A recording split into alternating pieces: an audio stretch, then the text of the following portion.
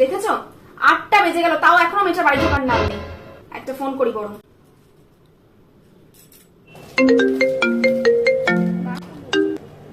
Hello. হ্যাঁ রে, কোনো টাইম জ্ঞান নেই তোর? কটা বাজে?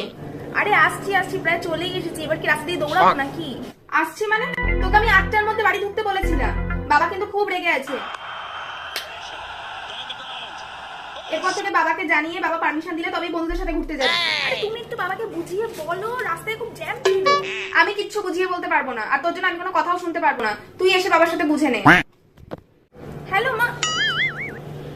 আজকে নিঘাত আমার কপালে খুব দুঃখ আছে।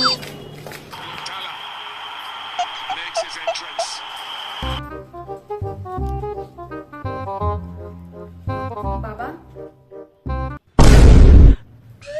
কি রে, সবে তো 8:30 বাজে, তুই এত তাড়াতাড়ি চলে এলি?